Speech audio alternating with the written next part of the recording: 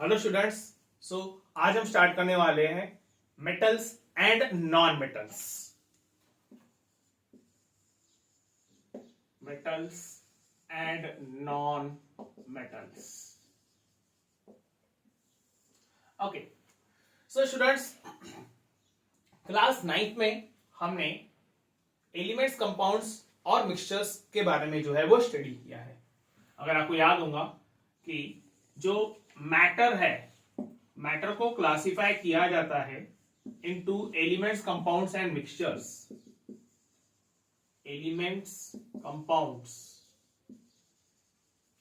And mixtures, ठीक है।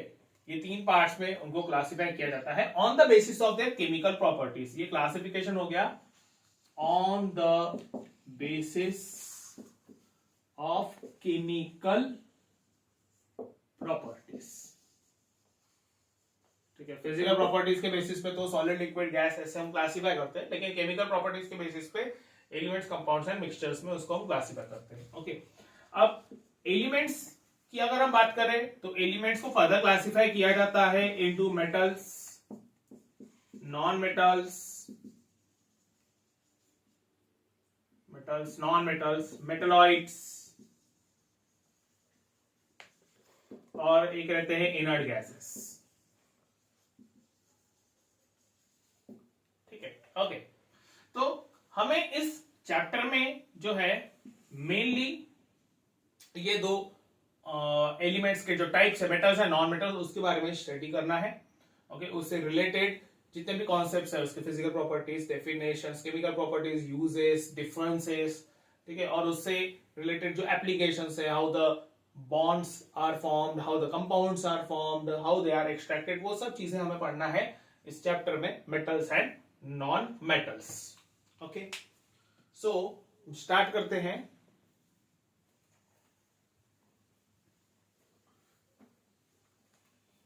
सबसे पहले तो आयंस के बारे में पढ़ते हैं अपन। Okay, ions. ओके, आयंस के बारे में भी हम 9th स्टैंडर्ड में जो है वो पढ़ चुके हैं, लेकिन थोड़ा बहुत मैं आपको इसका आइडिया दे देता हूं आयंस के बारे में। तो ions are the chemical species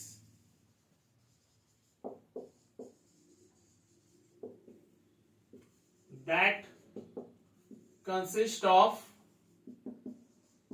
the charges। Ions ऐसे केमिकल स्पीशीज है जिनके ऊपर चार्जेस जो है वो प्रेजेंट रहते हैं। जनरली चार्जेस तो दो ही रहते हैं, एक पॉजिटिव और नेगेटिव चार्जेस रहते हैं। ओके, तो एक रहते हैं पॉजिटिवली चार्ज्ड आयंस, दूसरे रहते हैं नेगेटिवली चार्ज्ड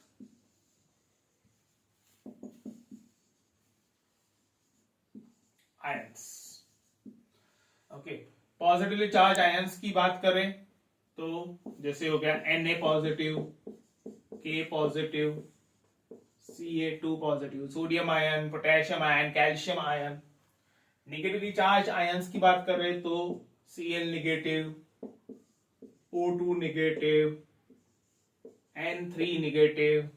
ओके, तो ये क्या हो गए, नेगेटिवली चार्ज्ड आयंस हो गए। SO4 2 negative, SO4 2 negative, OH negative, ये मोनो एटमिक आयन। जैसे यहाँ पे Cl नेगेटिव में हम देख सकते हैं कि एक ही एटम है Cl, तो उसको मोनो एटमिक आयन कहा जाता है। O2 नेगेटिव, इसमें भी सिंगल एटम है ऑक्सीजन, तो इसको भी मोनो एटमिक आयन कहा जाएगा, इसको भी मोनो एटमिक आयन कहा जाएगा।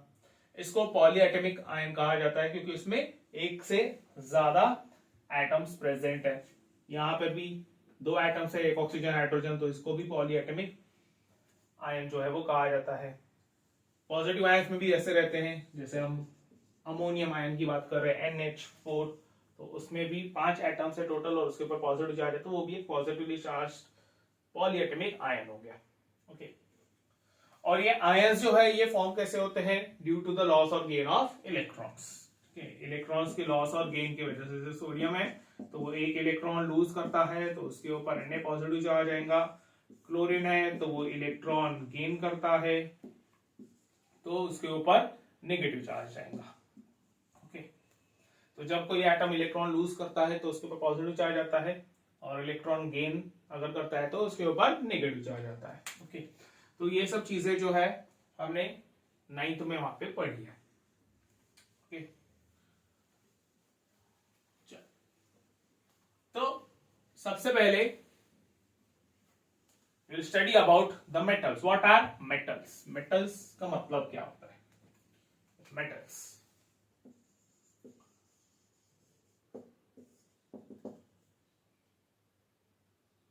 Okay. तो सिंपल सी डेफिनेशन है मेटल्स की। Metals are the elements which lose electrons and form electropositive ions। Okay, metals हमने अभी अभी देखा कि वो एलिमेंट्स का ही पार्ट है। So they are the elements which lose electrons and form electropositive ions। जैसे फॉर एग्जांपल सोडियम, अभी मैंने बताया था कि वो एक इलेक्ट्रॉन लूज करता है, उसका कॉन्फ़िगरेशन रहता है 281। वो एक इलेक्ट्रॉन लूज करता है अपना ऑक्टेट कंप्लीट करने के लिए और वो फॉर्म बनता है Na पॉजिटिव, कॉन्फ़िगरेशन बनता है उसका 2,8। Cl सॉरी मैग्नीशियम, ओके, उसका कॉन्फ़िगरेशन है 282। तो वो 2 इलेक्ट्रॉन लूज करता है और वो फॉर्म करता है Mg 2 पॉजिटिव 2,8। अगेन उसको अपना ऑक्टेट कंप्लीट करना है तो वो 2 इलेक्ट्रॉन लूज करता है। ऑक्टेट मतलब state of 8 electrons in its outer most orbit, ये भी आपने 9th में पढ़ा होगा। तो इसको 8 इलेक्ट्रॉन्स कंप्लीट करने थे, उसने अपना आउटर मोस्ट ऑर्बिट का 1 इलेक्ट्रॉन लूज कर दिया जिस वजह से उसके ऊपर एक पॉजिटिव चार्ज आया Na पॉजिटिव। मैग्नीशियम के आउटर मोस्ट ऑर्बिट में 2 इलेक्ट्रॉन्स है, उसको अपना ऑक्टेट कंप्लीट करना था तो उसको 2 इलेक्ट्रॉन लूज करने पड़ेंगे तो वो 2 इलेक्ट्रॉन लूज करता है और कॉन्फ़िगरेशन बनता है 2,8। 2 इलेक्ट्रॉन लूज करने के बाद उसके ऊपर आते हैं 2 पॉजिटिव चार्जेस। सिमिलरली एल्यूमिनियम की अगर हम बात करें 283, ये उसका कॉन्फ़िगरेशन है। तो ये 3 इलेक्ट्रॉन लूज करता है अपना ऑक्टेट कंप्लीट करने के लिए जिस वजह से उसके ऊपर 3 पॉजिटिव चार्ज आ जाते हैं, कॉन्फ़िगरेशन बन जाता है उसका 2,8। लिथियम 2,1, वो भी 1 इलेक्ट्रॉन लूज करता है और वो बनाता है Li पॉजिटिव, कॉन्फ़िगरेशन बनता है 2। इस केस में वो अपना डुप्लेट कंप्लीट करेगा, लिथियम जो अपना डुप्लेट कंप्लीट करता है। ओके, पोटेशियम 2,881, वो भी 1 इलेक्ट्रॉन लूज करता है। ठीक है, आउटर मोस्ट में उसका 1 इलेक्ट्रॉन है तो वो 1 इलेक्ट्रॉन लूज करके उसके ऊपर एक पॉजिटिव चार्ज आ जाता है तो कॉन्फ़िगरेशन बन जाता है 2,8,8। ठीक है, तो इस तरीके से जो मेटल्स रहते हैं they are the elements which generally lose electrons and form the electropositive ions. ये सारे क्या है? पॉजिटिव आयंस है। ओके, पॉजिटिवली चार्ज्ड आयंस है। ठीक है, क्लियर? ये है मेटल्स की डेफिनेशन। नोट कर लीजिए, नोट कर लीजिए।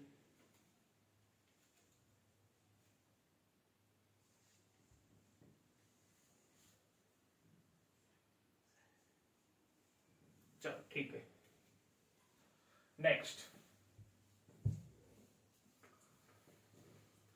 नेक्स्ट है नॉन मेटल्स। अब नॉन मेटल्स जो रहते हैं वो एग्जैक्टली मेटल्स के ऑपोजिट रहते हैं।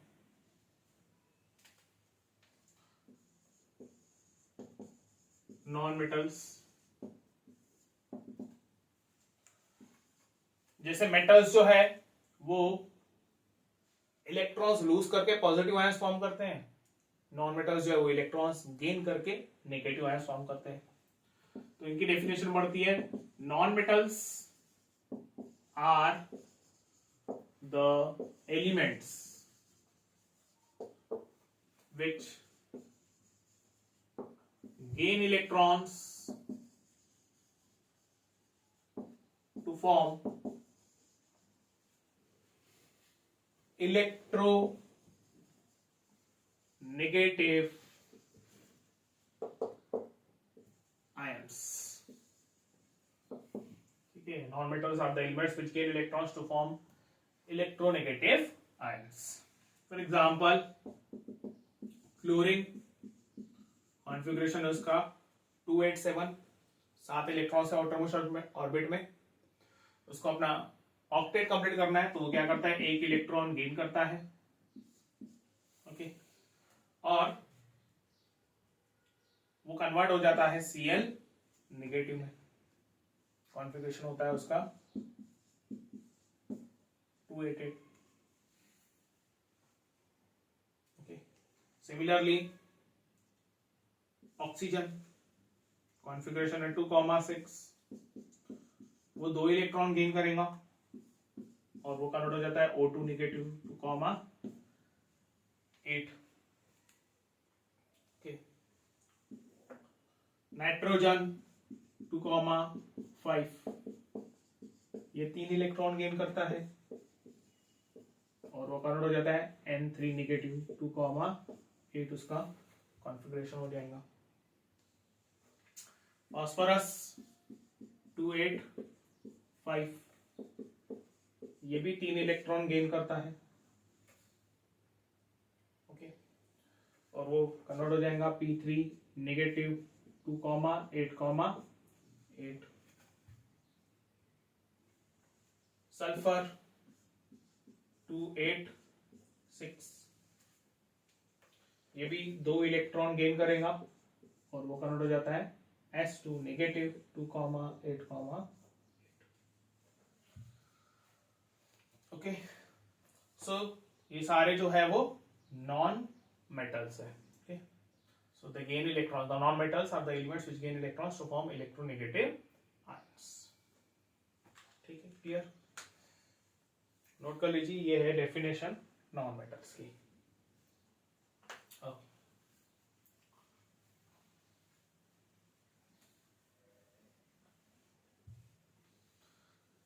ओके, नेक्स्ट हमारा टॉपिक है physical properties of the metals. Physical properties of metals. ठीक है, हम मेटल्स की फिजिकल प्रॉपर्टीज और केमिकल प्रॉपर्टीज दोनों हम स्टडी करने वाले, तो लेकिन इस वीडियो में हम फिजिकल प्रॉपर्टीज के ऊपर फोकस करेंगे। Physical properties of metals. अब फिजिकल प्रॉपर्टीज का मतलब ये होता है जो कि डिफाइन करेंगी physical characteristics of the metals. Physical characteristic मतलब उसका कलर, उसका नेचर, उसका state, melting point, boiling point, size, rigidity वगैरह वगैरह, ये सब चीजें मतलब related to the physical nature of a substance. Okay, कोई भी सब्सटेंस का जो फिजिकल नेचर होता है उससे रिलेटेड जो उसकी प्रॉपर्टीज रहती है उसको हम फिजिकल प्रॉपर्टीज बोलते हैं। ओके,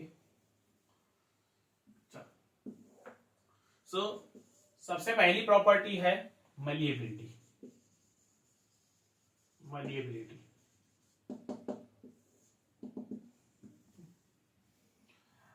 अब देखो, मलिएबिलिटी का मतलब ये होता है जो सब्सटेंस को हम शीट्स में कन्वर्ट कर सकते हैं। ओके, मतलब उसको हैमर करके जब अपन उसको शीट्स में कन्वर्ट कर सकते हैं उस प्रॉपर्टी को कहा जाता है मलिएबिलिटी, और उन मेटल्स को कहा जाता है malleable metals. Okay, like for example हमने सपोज कोई एक आयन का पीस लिया ऐसा, और उसको हम जब हैमर करेंगे तो जब हैमर करते हैं तो ये जो पीस ऑफ मेटल है ये थोड़ा सा फैल जाता है लाइक दिस। क्यों फैलता है? क्योंकि अंदर में जो एटम्स प्रेजेंट है वो फैल जाते हैं ऐसे। ओके, जिस वजह से वो शीट्स में कन्वर्ट हो जाते हैं। ओके, तो ये जो प्रॉपर्टी रहती है मेटल्स की, इस प्रॉपर्टी को कहा जाता है malleability. And the metals which are showing this property of malleability are called as the malleable metals. उनको मलिएबल मेटल्स जो है वो कहा जाता है। Okay, clear? So the property by which metals can be converted into thin sheets is called as malleability.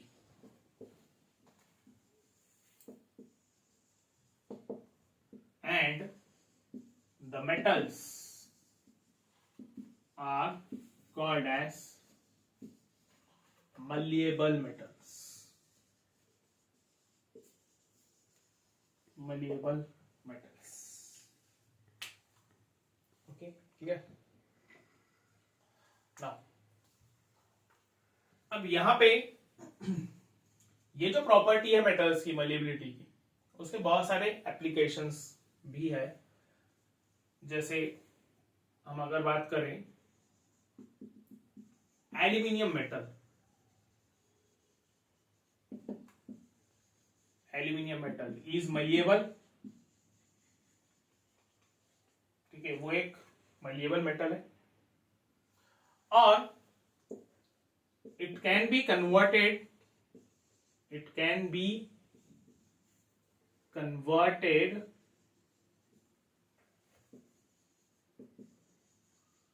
into sheets and it is used to make foils। ठीक है, aluminium की फॉइल्स जो है वो बनाई जाती है, जो जनरली पैकिंग के लिए यूज होती है, फूड पैकेजिंग के लिए यूज होती है। ठीक है, जो फूड प्रोडक्ट्स वगैरह रहते हैं उसकी पैकेजिंग के लिए यूज होती है, या फिर जो टैबलेट्स रहती है, टैबलेट्स की जो पीछे की कवरिंग रहती है, सिल्वर कलर की जो कवरिंग रहती है, वो भी एल्यूमिनियम की ही बनी हुई रहती है। Okay, so that is nothing but a sheet. वो एक शीट ही हो गई वहां पे, तो एल्यूमिनियम की वो फॉइल हो गई वो एक प्रकार से। ओके, तो एल्यूमिनियम मेटल जो है वो एक मलिएबल मेटल है और उससे क्या होता है, वो पैकिंग फॉइल जो है वो बनती है एल्यूमिनियम की। ठीक है, क्लियर? गोल्ड, ये पॉइंट बहुत इंपॉर्टेंट है, इसे नोट करना। Gold and silver are the best malleable metals। ठीक है, they are the best malleable metals, gold and the silver। Okay, इसका मीनिंग ये हुआ कि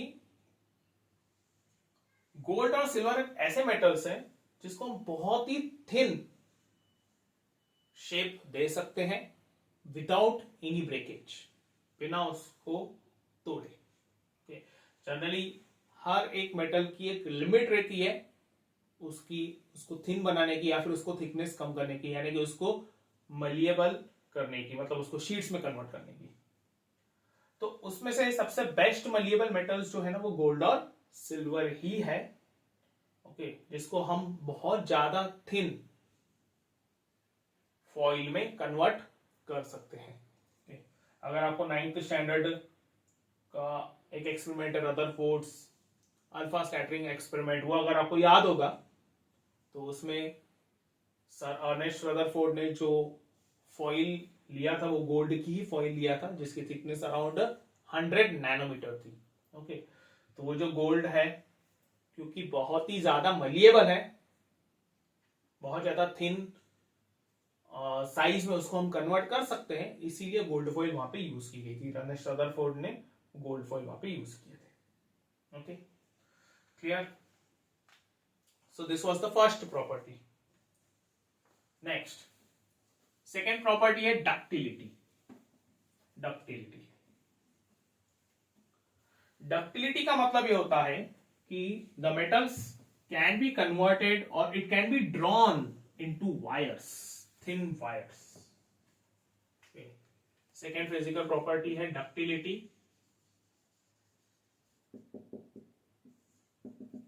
Okay. Metals can be drawn into thin wires, and this property of metals is called as ductility.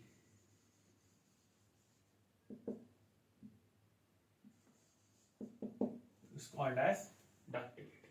ठीक है, अब metals जो है उसको हम वायर्स में कन्वर्ट कर सकते हैं और यही उसकी प्रॉपर्टी को कहा जाता है डक्टिलिटी. और जो मेटल्स को हम वायर्स में कन्वर्ट कर सकते हैं they are called as the ductile metals. Metals that can be converted into wires or drawn into wires are called as ductile metals. Okay. इसमें कुछ एक्सेप्शंस भी है, कुछ ऐसे मेटल्स है जो डक्टाइल नहीं है. सेम मलिएबल के केस में, मलिएबिलिटी के केस में भी हो, मैं आगे में बताऊंगा आपको. ओके, ठीक है. तो अब इसका एप्लीकेशन क्या है. जैसे हमें पता है जनरली जो हमारे घर पे जो हम वायर्स यूज करते हैं, इलेक्ट्रिक की जो वायर्स रहती है वो जनरली रहती है कॉपर की वायर्स रहती है. और बहुत सारे जगहों पे एल्यूमिनियम की वायर्स भी यूज किए जाते हैं. Okay, so we can say that copper and aluminium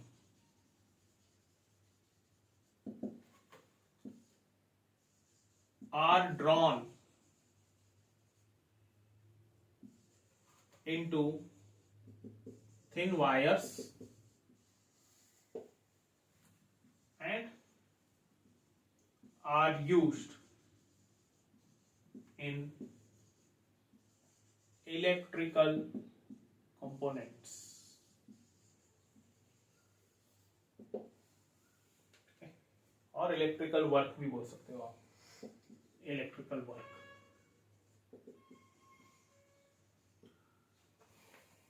ठीक है, क्लियर. कॉपर और एल्यूमिनियम की जनरली जो वायर्स है वो बनाई जाती है. ओके, और वो जनरली यूज होती है इलेक्ट्रिकल इंस्ट्रूमेंट्स, इलेक्ट्रिकल कंपोनेंट्स में जो है वो यूज की जाती है. Okay, clear. इसके अलावा आयरन भी एक मेटल है, is used to make wire gauge. Wire gauge generally जो साइंस लैब रहती है, साइंस लैब में वायर गेज वहां पे यूज किए जाते हैं. तो वो जो वायर्स रहते हैं वो आयरन की बनी रहती है. मैग्नीशियम रिबन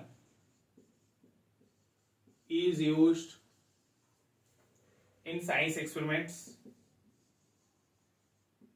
जैसे केमिकल रिएक्शंस एंड इक्वेशंस जो चैप्टर है उसमें हमने देखा था burning of magnesium ribbon.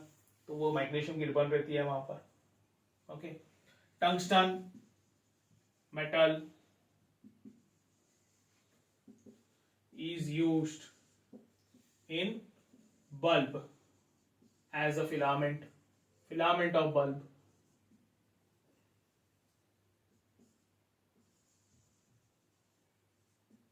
Okay, जो टंगस्टन मेटल है उसकी वायर बना के, उसका फिलामेंट बना के बल्ब में जो है वो यूज किया जाता है. जो नॉर्मल हमारा बल्ब रहता है उसमें ये टंगस्टन की वायर जो है लगती रहती है. ओके, तो ये सारे उसके एप्लीकेशंस हैं. नाउ जैसे हमने गोल्ड और सिल्वर के बारे में मलिएबिलिटी में देखा था कि gold and silver are the best malleable metals. Same goes here also ductility में भी वैसा ही है. Gold is the best ductile metal. Gold is the best ductile metal. Okay. उसके अलावा सिल्वर भी है. Silver is also among one of the best ductile metal. Silver is also one of the best ductile metal. Okay, तो again same examples. Gold और silver जो है they are considered as the best ductile metals. Okay, जैसे malleability में था. Now अब यहां पे मलिएबिलिटी और डक्टिलिटी दोनों में कुछ एक्सेप्शंस है. जैसे हम फिजिकल प्रॉपर्टीज मेटल्स के बारे में पढ़ रहे हैं, हम बोल रहे हैं कि मलिएबिलिटी और डक्टिलिटी उनकी प्रॉपर्टीज है मेटल्स की. तो इसमें कुछ एक्सेप्शंस भी है. एक्सेप्शंस जो है वो है सोडियम, पोटेशियम. ये जनरली एक्सेप्शन वाले मेटल्स है. सोडियम और पोटेशियम जो है ना वो सॉफ्ट मेटल्स है बहुत. तो हम उनको शीट्स में कन्वर्ट नहीं कर सकते हैं, ना ही हम उनके वायर्स जो है वो बना सकते हैं. Okay, they are soft. They are so soft that they can be cut even by the knife. Knife से भी अपन उसको कट कर सकते हैं, इतने वो सॉफ्ट रहते हैं. तो उनकी वायर्स वगैरह नहीं बनाई जा सकती, ना ही उनके शीट्स बनाया जा सकते हैं. ओके, सो एक्सेप्शंस है डक्टिलिटी और मलिएबिलिटी की प्रॉपर्टी में. एक्सेप्शंस है सोडियम एंड पोटेशियम. ओके, यहां पर मैं लिख लेता हूं exceptions. Sodium and potassium, though metals, are neither ductile nor malleable. ठीक है, सोडियम और पोटेशियम ना तो वो डक्टाइल है, ना ही वो मलिएबल है. मतलब ना ही तो हम उनको कन्वर्ट कर सकते हैं शीट्स में, ना ही हम उनको कन्वर्ट कर सकते हैं वायर्स में. Okay, so this is the second property of the metals. Next,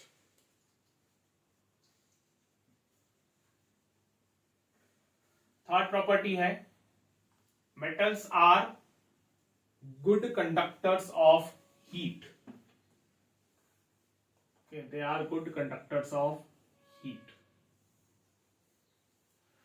Generally, heat को कंडक्ट करने के लिए जरूरत पड़ती है इलेक्ट्रॉन्स की, फ्री इलेक्ट्रॉन्स की. okay, फ्री इलेक्ट्रॉन्स, या फिर हम ऐसा भी बोल सकते हैं कि वहां पर जब एटम्स मूवमेंट करते हैं तो भी वहां पे वो हीट कंडक्ट करता है. ठीक है, जैसे फ्री इलेक्ट्रॉन्स की जरूरत इलेक्ट्रिसिटी कंडक्ट करने के लिए भी होता है वहां पे, हम पढ़ेंगे अभी. Third, metals are good conductors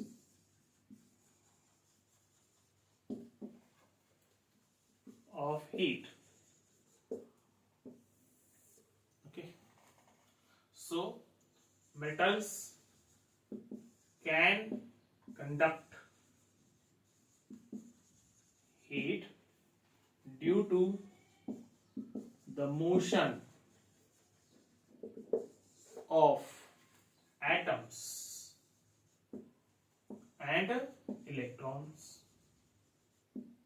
okay, वो हीट कंडक्ट कर सकते हैं एटम्स और इलेक्ट्रॉन्स के मोशन की वजह से.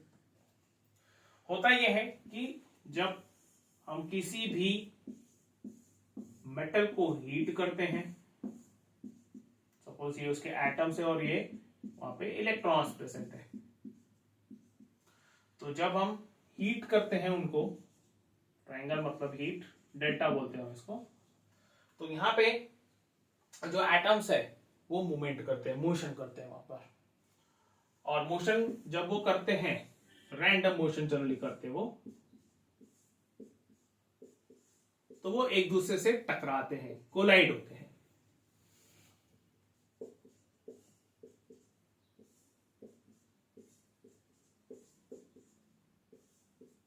ठीक है, ये जो एरो मैंने बताया है, ये एरो बताता है कि एटम कौन से डायरेक्शन में जा रहा है। तो जब वहां पे एटम्स मूवमेंट करते हैं, मोशन करते हैं, तो वो एक दूसरे के साथ कोलाइड होते हैं, और जब वो कोलाइड होते हैं तो कोलिजन के वक्त वो हीट एनर्जी रिलीज करते हैं। ठीक, और वो हीट एनर्जी रिलीज करने की वजह से ही जो मेटल है, इट ये मेटल है, इट बिकम्स हॉट। ठीक है, वो हॉट हो जाता है, बहुत ज्यादा गर्म हो जाता है, and we say that okay the metals they are conducting the heat, और they are very good conductors of the heat. Okay, clear. इस प्रॉपर्टी के वजह से जनरली जो यूटेंसिल्स रहते हैं, utensils they are made up of metals. Okay, जो जनरली कुकिंग के लिए यूज होते हैं, कुकिंग यूटेंसिल्स में बोल सकता हूं, जो कुकिंग यूटेंसिल्स रहते हैं वो जनरली मेटल्स के बने हुए रहते हैं, because they can conduct the heat, और वो हीट कंडक्ट करने की वजह से जो अंदर में फूड रहता है वो हीटअप हो जाता है, and we can cook the food easily. Easily हम उसको कुक कर सकते हैं। ओके, क्लियर, नोट कर लीजिए इतना।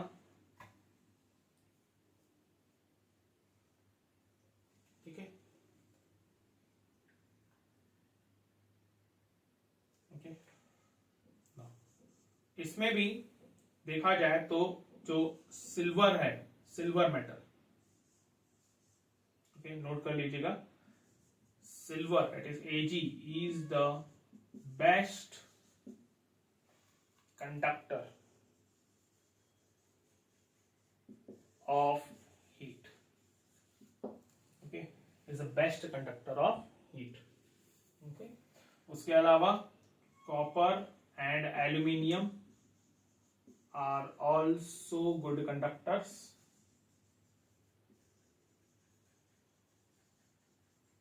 of heat.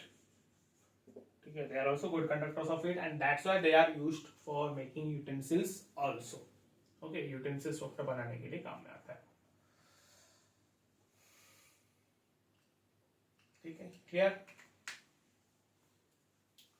Next, fourth property है, metals are good conductors of electricity.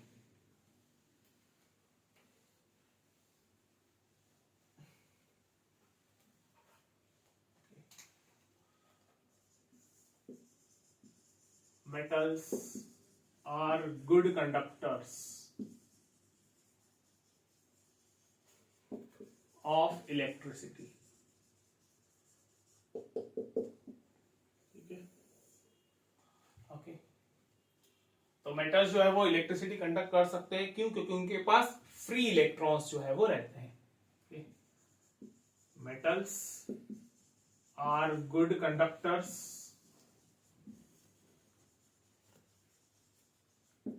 of electricity due to the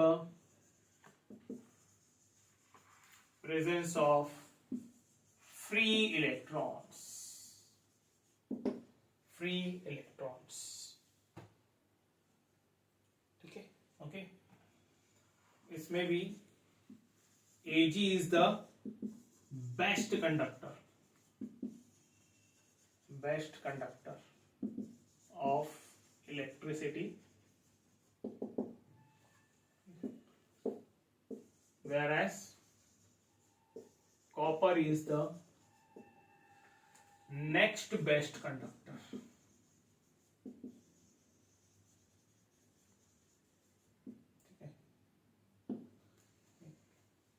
और क्योंकि कॉपर जो है वो भी गुड कंडक्टर है, और वो बहुत ज्यादा चीप है, सस्ता रहता है, hence due to good conducting properties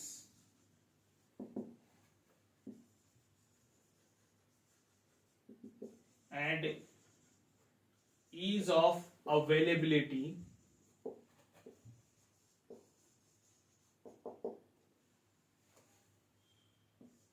of copper, it is used to make electrical electrical wires. Okay. It is used to make electrical wires. ठीक है, क्लियर?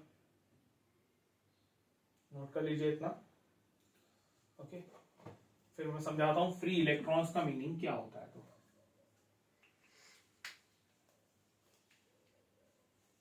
चलो ठीक है, अब देखते हैं कि ये फ्री इलेक्ट्रॉन्स का मीनिंग क्या होता है. What is made by the free electrons.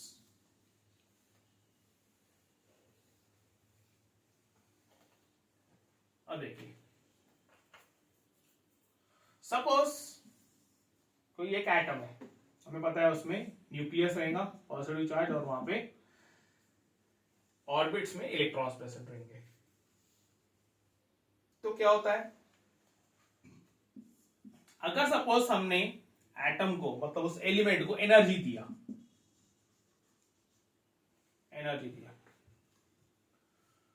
तो ये इलेक्ट्रॉन वहां से मूव हो सकता है. जनरली जो एटम रहता है उसके अंदर में न्यूक्लियस और इलेक्ट्रॉन के बीच में एक फोर्स ऑफ अट्रैक्शन रहता है, जिसको बोलते हैं electrostatic force of attraction. Okay, positive और नेगेटिव चार्ज रहने की वजह से इलेक्ट्रोस्टैटिक फोर्स ऑफ अट्रैक्शन रहता है. अब उसको एनर्जी देने के बाद अगर सपोज वहां से इलेक्ट्रॉन फ्री हो गया, मतलब वो बॉन्ड उसने तोड़ा, फोर्स ऑफ अट्रैक्शन को ओवरकम किया और वो वहां से निकल गया फ्री, और वो क्या कर रहा है, मोशन करना उसने स्टार्ट किया.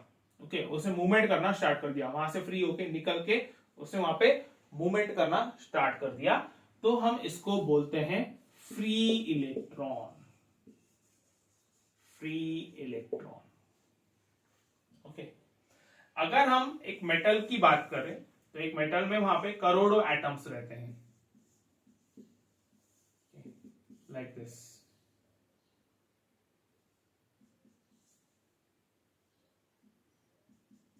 ठीक है, इस तरीके से वहां पे करोड़ों एटम्स जो है वो प्रेजेंट रहते हैं. ओके, और इनको हमने एनर्जी दे के, सपोज हमने उनको एनर्जी दिया, और एनर्जी देने के बाद ये जो इलेक्ट्रॉन्स है, सपोज वहां पे जंप करना स्टार्ट कर दिया, एटम टू एटम उन्होंने अगर जंप करना स्टार्ट कर दिया. Okay, so we say that they are conducting the electricity. वो इलेक्ट्रिसिटी कंडक्ट कर रहे हैं, और ये इलेक्ट्रॉन्स वहां पे जंप कर रहे हैं. इसका मतलब they are the free electrons, वो फ्रीली मूव हो सकते हैं, इसीलिए उनको हम बोलते हैं फ्री इलेक्ट्रॉन्स. ओके, तो जो मेटल्स रहते हैं, मेटल्स के पास क्योंकि फ्री इलेक्ट्रॉन्स रहते हैं जो इजीली मूव हो सकते हैं, एटम टू एटम जंप कर सकते हैं, इसीलिए we say that the metals are very good conductors of electricity. ठीक है, clear? Okay, so this is about the free electrons.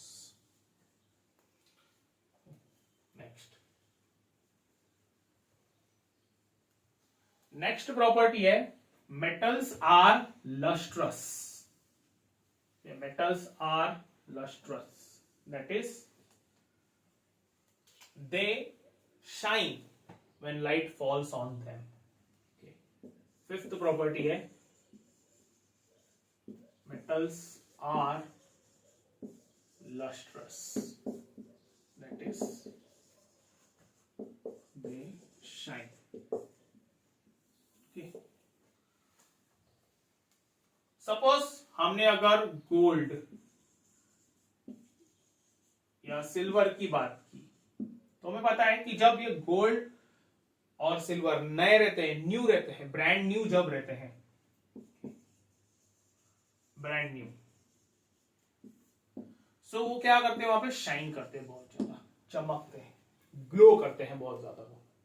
Okay, तो ये क्या हो गई, ये एक प्रकार से उनकी प्रॉपर्टी हो गई, मेटल्स की प्रॉपर्टी हो गई, वो शाइन करने की उनकी एक प्रॉपर्टी हो गई, ग्लो करने की एक प्रॉपर्टी हो गई उनकी, क्योंकि जब वहां पे लाइट इंसिडेंट होता है तो वो ग्लो करते हैं, शाइन करते हैं. Okay, clear? और सिर्फ यही नहीं, मोस्ट ऑफ द मेटल्स जैसे आयरन हो गया या फिर एल्यूमिनियम हो गया, ओके, इवन कॉपर, तो ये भी मेटल्स जो है ना वो शाइन करते हैं जब उनके ऊपर लाइट इंसिडेंट होती है, दे शाइन। इसमें एक चीज जनरली ये होती है कि अगर मेटल्स थोड़े से पुराने हो गए तो उनका जो अपीयरेंस है वो शाइनी अपीयरेंस चले जाता है और वो डल हो जाते हैं। मेटल्स ऑल्सो और metals do lose their shiny appearance and become dull।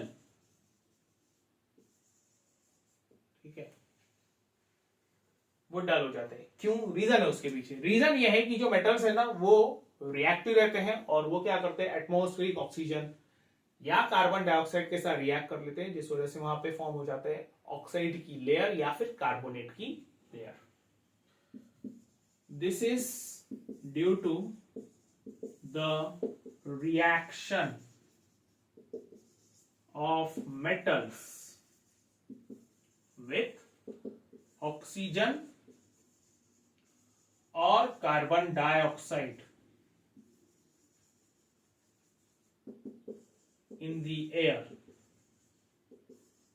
to form the layer of oxide or carbonate।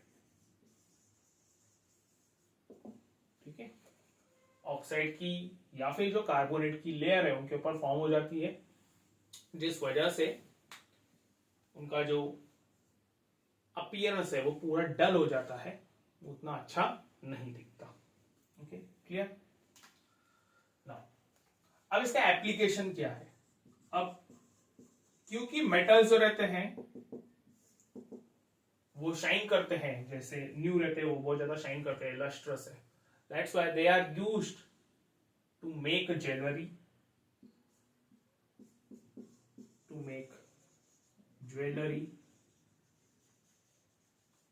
and decorative articles।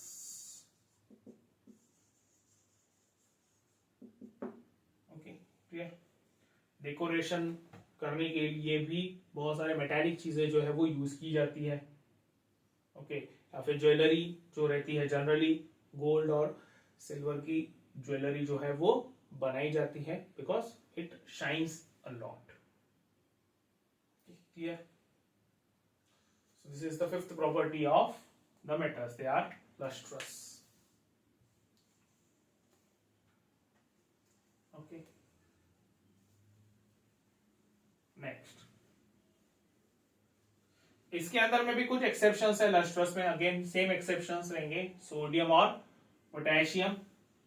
Again वो जो मेटल्स है सोडियम और पोटेशियम उतने ज्यादा लस्ट्रस नहीं रहते, वो शाइन नहीं करते, उनका अपीयरेंस पहले से ही डल रहता है। तो ये एक्सेप्शंस है इसमें।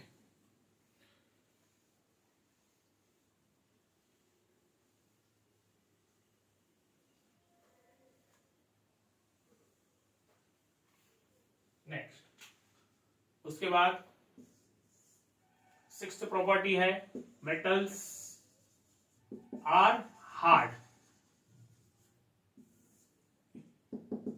बहुत ज्यादा हार्ड रहते हैं, टफ रहते हैं। जनरली हार्ड हम ऐसे ही बोल सकते हैं कि दे आर स्क्रैच प्रूफ, या फिर वो टूटते नहीं है इतना इजीली। ठीक है, स्क्रैचेस भी उस पर ज्यादा लगते नहीं है और टूटते भी नहीं है वो, तो मेटल्स आर जनरली हार्ड, वो ज्यादा हार्ड रहते हैं। अगेन यहाँ पर भी एक्सेप्शंस हैं।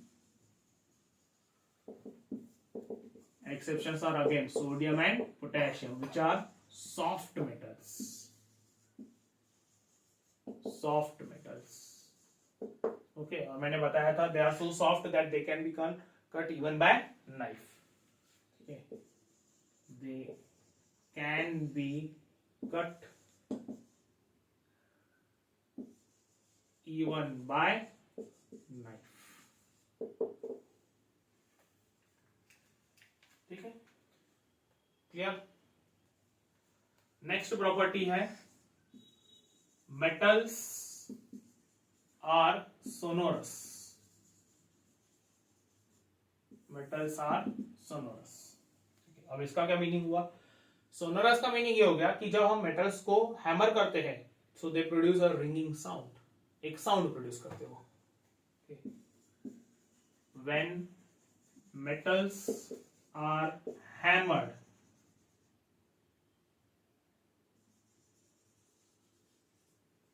with any solid substance, so they produce a ringing sound. Okay, they produce a ringing sound. ठीक है ना, क्योंकि ये मेटल्स के अंदर में ये रिंगिंग साउंड प्रोड्यूस होता है, so that's why metals are used in electric bells. जो इलेक्ट्रिक बेल्स है उसमें मेटल्स का यूज होता है। ठीक है, used to make the wires, जिसको हम स्ट्रिंग्स भी बोलते हैं, स्ट्रिंग्स ऑफ म्यूजिकल इंस्ट्रूमेंट्स,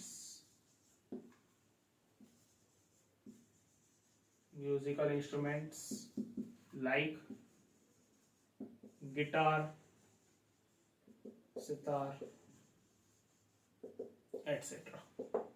ठीक है, ये गिटार, सितार या वायलिन वगैरह जो है उसके जो स्ट्रिंग्स रहते हैं वो भी मेटालिक रहते हैं, because they produce the ringing sound. वहां पे साउंड प्रोड्यूस होता है जब वो वाइब्रेट होते हैं या फिर उसके ऊपर जब हैमरिंग होती है किसी चीज की, तो वो साउंड वहां पे प्रोड्यूस करते हैं। Okay, so we say that the metals are sonorous in nature. ठीक है, क्लियर? नोट कर लीजिए इतना।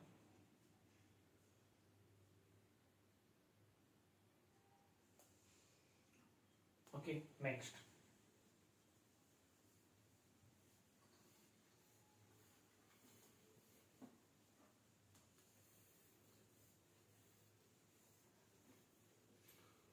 उसके बाद नेक्स्ट प्रॉपर्टी है metals are strong. Metals are strong. Again इसमें भी एक्सेप्शन है, again same exception,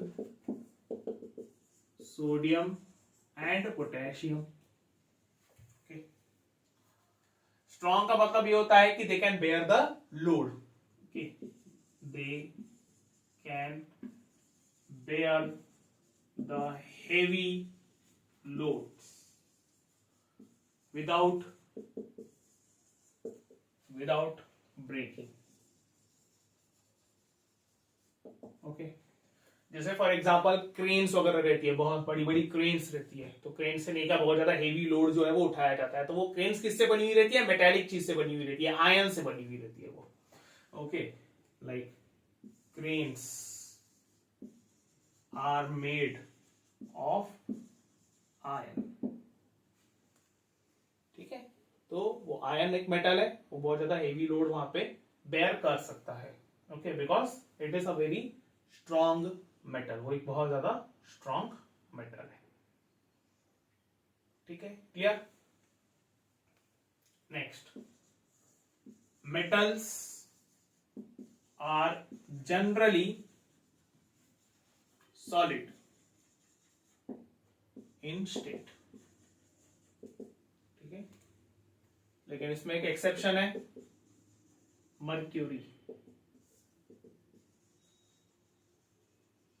mercury is in liquid state at room temperature। ठीक है, मर्क्यूरी एक ऐसा मेटल है जो कि रूम टेम्परेचर पे लिक्विड स्टेट में रहता है, अदरवाइज बाकी सारे मेटल्स जो रहते हैं वो सॉलिड स्टेट में रहते हैं। ठीक है, क्लियर? नेक्स्ट, उसके बाद है metals are having high melting point and boiling point.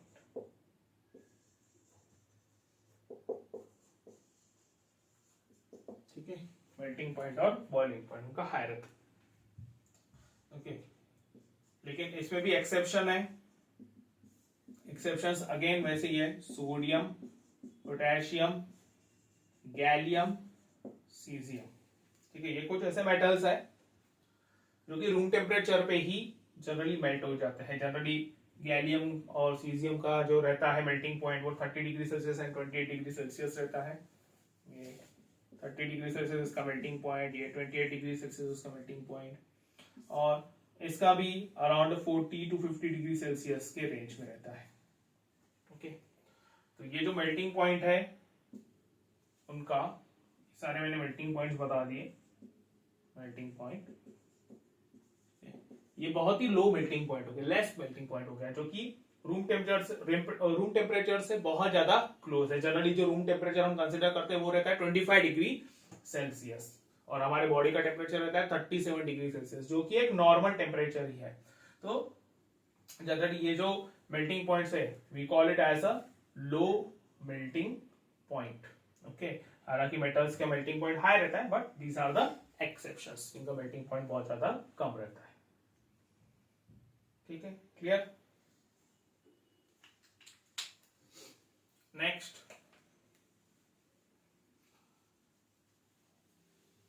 Next property है मेटल्स आर जनरली ग्रे और सिल्वर और ग्रे, सिल्वरी ग्रे कलर. ठीक है, मेटल्स का जो कलर रहता है, मेटल्स आर ग्रे और सिल्वर और सिल्वरी ग्रे इन कलर. ठीक है, जनरली इनका जो कलर रहता है वो सिल्वरी ग्रे कलर रहता है, या ग्रे कलर या फिर सिल्वर रहता है. ओके, इसमें एक्सेप्शंस है. ठीक है, जनरली दो एक्सेप्शंस इसमें जो है वो लिखे जाते हैं. ओके, एक जो एक्सेप्शन है वो है कॉपर, जिसका कलर रहता है reddish brown. Copper is reddish brown. और दूसरा है गोल्ड, जिसका जनरली कलर रहता है येलो. ओके, दोनों मेटल्स हैं, कॉपर और गोल्ड दोनों भी मेटल्स है, बट कॉपर का एक नॉर्मल जो कलर है वो रेडिश ब्राउन है, और गोल्ड का जो है वो है येलो. ठीक है, क्लियर. इसके बाद लास्ट प्रॉपर्टी है डेंसिटी. डेंसिटी बेसिकली डेंसिटी का मतलब होता है heaviness, heavy. So metals are having high density. ठीक है, उनकी डेंसिटी जो रहता है वो बहुत ज्यादा रहता है. That is they are heavy. ठीक है, लेकिन अगेन इसमें एक्सेप्शंस है. सेम एक्सेप्शंस सोडियम और पोटेशियम. सोडियम और पोटेशियम, क्योंकि वो सॉफ्ट मेटल्स है, इसीलिए उनकी डेंसिटी जो रहती है वो बहुत कम रहती है, वीक रहती है, या फिर बहुत लेस रहती है, हम ऐसा बोल सकते हैं. Okay, so these are the 12 physical properties of the metals. Next we will see physical properties of non metals. Next हमारा टॉपिक है physical properties of non metals. Physical properties of non metals. Okay, तो जो non metals की physical properties है वो generally metals के physical properties से exactly opposite रहती है। ओके, पहली है non metals are neither ductile nor malleable. Okay, they are neither ductile nor malleable. They are brittle in nature. They are brittle in nature. अब इसका meaning क्या हुआ? तो जैसे नॉन मेटल्स है, ना तो वो डक्टाइल है ना ही मलिएबल है, मतलब ना तो हम उनको वायर्स में कन्वर्ट कर सकते हैं, ना ही हम उनको शीट्स में कन्वर्ट कर सकते हैं व्हेन दे आर हैमर्ड, जब उनको हैमर किया जाता है। ओके, इंस्टेड अगर हम उनको हैमर करते हैं ना तो क्या होता है, वो इजीली ब्रेक हो जाते हैं, और जो सब्सटेंसेस इजीली ब्रेक हो जाते हैं उनको कहा जाता है brittle substances. Okay, they are called as brittle substance. तो यहाँ पे they are brittle in nature, that is they break easily when hammered।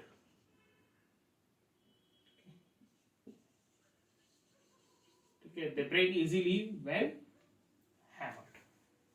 okay, for example sulfur, phosphorus and carbon are solid in state but are brittle in nature। okay, they are brittle in nature। ये जो substances रहते हैं non metal से, ये sulphur, phosphorus, carbon, तीनों non metals है और solid है, वो उनका स्टेट सॉलिड रहता है, लेकिन वो ब्रिटल रहते हैं। अगर हमने उनको हैमर किया तो वो इजीली ब्रेक हो जाते हैं। ठीक है, जैसे कांच रहता है, कांच का टुकड़ा रहता है। ओके, अगर हमने उसके ऊपर कोई सॉलिड चीज मारी तो वो ब्रेक हो जाते हैं, उसके टुकड़े हो जाते हैं, तो हम उसको ब्रिटल बोलते हैं। Okay, so these are also brittle in nature. Okay, clear? यहां पे मैंने कार्बन लिखा है, कार्बन का एक फॉर्म है ग्रेफाइट, हम ग्रेफाइट की बात कर रहे हैं। ठीक है, graphite okay are solid in state but are brittle in nature. Okay, इसमें एक एक्सेप्शन है, एक्सेप्शन, और वो है diamond. Okay, diamond most of the cases में एक्सेप्शन रहेगा। Diamond it is a form of carbon, that is allotrope of carbon.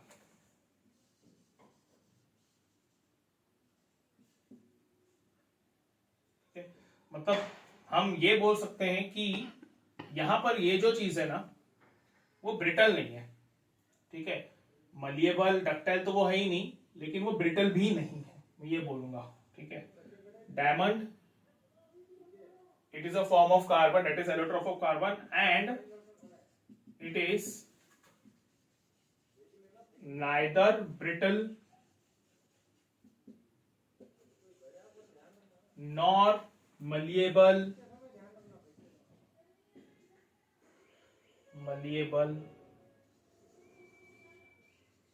and neither it is ductile। okay, clear?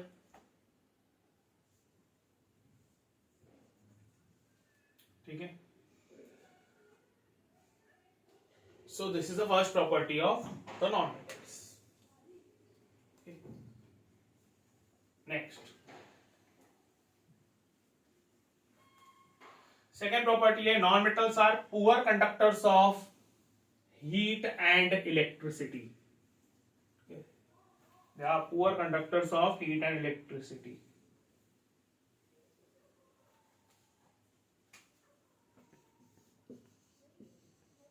Non-metals are poor conductors. मतलब इसको ही हम बोल सकते हैं bad conductors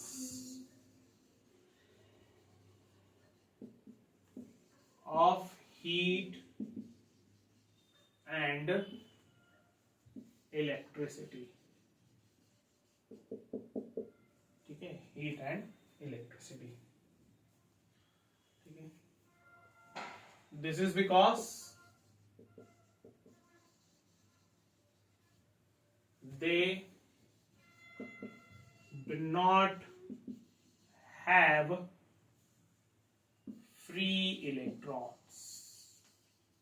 ठीक है, मैंने बताया था इलेक्ट्रिसिटी कंडक्ट करने के लिए फ्री इलेक्ट्रॉन्स का रहना जरूरी है, तो इनके पास फ्री इलेक्ट्रॉन्स नहीं रहते हैं. ठीक है, इसमें भी एक एक्सेप्शन है. एक्सेप्शन है graphite, which is a form of carbon, is a good conductor of electricity. ठीक है, graphite, which is a form of a carbon, is a good conductor of electricity. ठीक है, क्लियर. ये सेकेंड फिजिकल प्रॉपर्टी हो गई non metals की. Third है non metals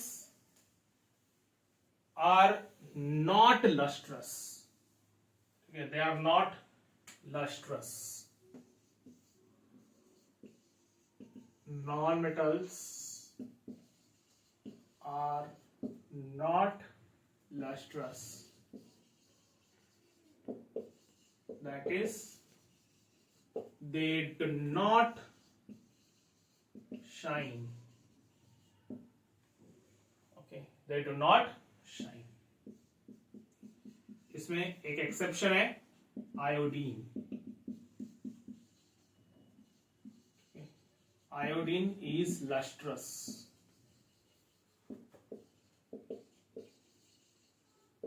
in nature. ठीक है, though it is a non-metal but it is lustrous, मतलब वो शाइन करता है.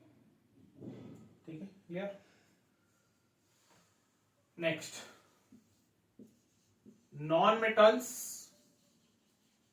Are soft. ठीक है, जनरली वो सॉफ्ट रहते हैं. सल्फर, फॉस्फोरस जो रहते हैं सॉफ्ट, मतलब सल्फर फॉस्फोरस जो रहते हैं वो तो वैसे ब्रिटल रहते हैं, बट कुछ जो रहते हैं वो बहुत ज्यादा सॉफ्ट भी रहते हैं. बहुत ज्यादा हार्ड, बहुत ज्यादा टफ नहीं रहते. एक्सेप्शन है यहां पर भी diamond. Okay, diamond again a form of carbon. ठीक है, अ form of carbon is the hardest natural substance. ठीक है, जो डायमंड रहता है वो कार्बन का ही एक फॉर्म है और it is the hardest substance. Nature का सबसे हार्ड सब्सटेंस है diamond. Okay, hardest natural substance. ठीक है, क्लियर. ये हो गई इसकी fourth physical property.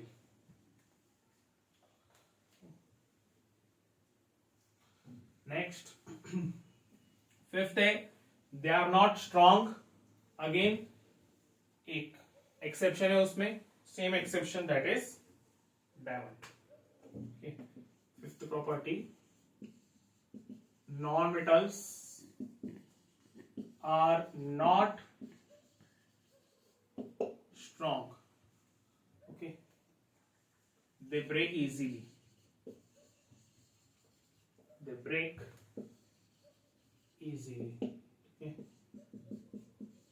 Again the same exception, diamond.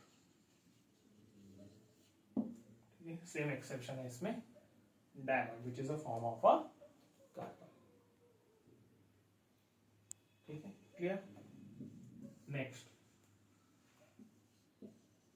non-metals may be solid, liquid or gaseous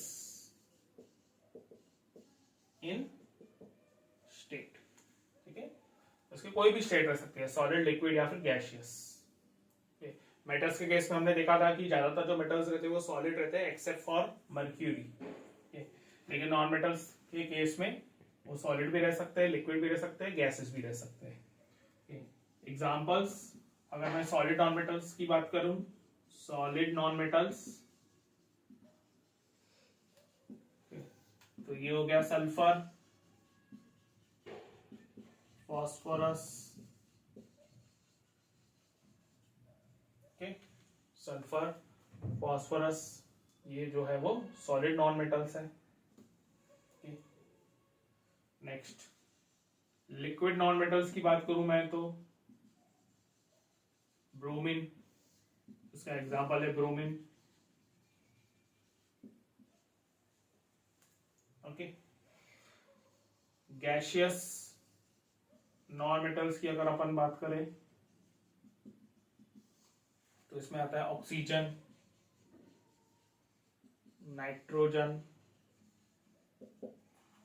chlorine. ठीक है, ये सारे जो है वो है गैशियस नॉन मेटल्स. ठीक है, नोट कर लीजिए इतना.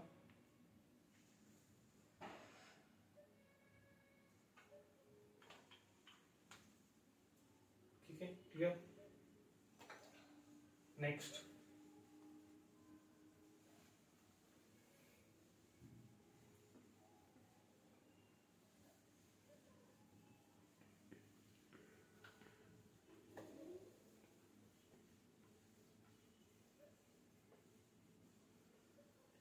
सॉलिड नॉन मेटल्स में हम ग्रेफाइट भी कंसीडर कर सकते हैं, हम डायमंड भी कंसीडर कर सकते हैं. सॉलिड नॉन मेटल्स जो रहते हैं वो along with sulphur and phosphorus. Next, seventh physical property है, they are having, that is non-metals, non-metals are having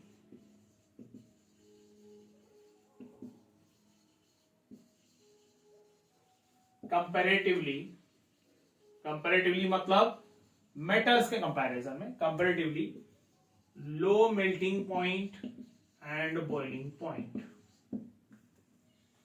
ठीक है, कंपेयर्ड टू मेटल्स. ठीक है, लो melting point and boiling point. Okay, clear. For example, sulphur is having melting point of about 115 degree Celsius. ठीक है, which is considered as a low melting point.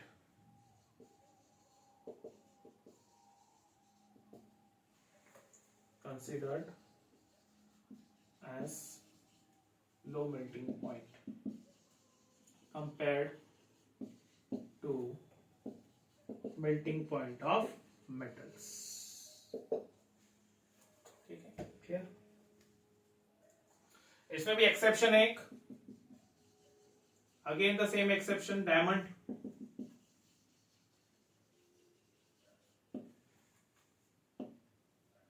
Diamond, a form of carbon,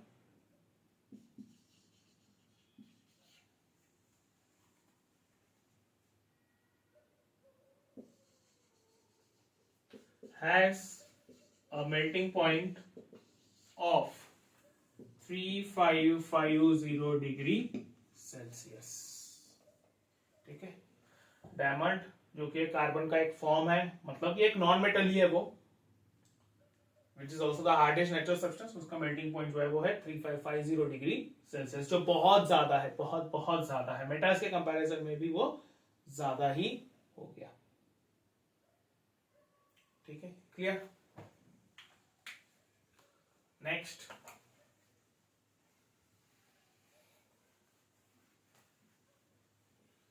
metals are having low density, उनकी density कम रहती है। Sorry, non metals are having low density, okay, density कम रहती है उनकी। अगेन एक्सेप्शन है यहाँ पे, same exception, diamond has very high density,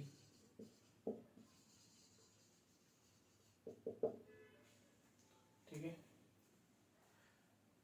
metals की जनरली जो डेंसिटी रहती है वो बहुत ज्यादा ही रहती है, नॉन मेटल्स की कम रहती है।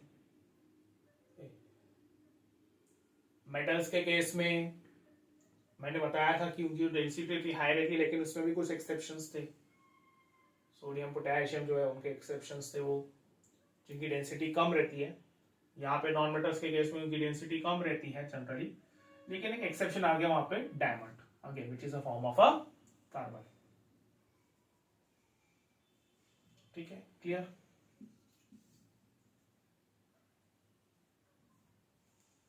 ओके, नेक्स्ट है non metals are not sonorous, ठीक है, they are not sonorous. It means they do not produce sound when hammered, ठीक है, वो साउंड प्रोड्यूस नहीं करते। ओके, और क्योंकि वो ब्रिटल भी है तो वो जल्दी टूट भी जाते हैं। उसके बाद लास्ट फिजिकल प्रॉपर्टी है, non metals are of any color, that is they have various colors,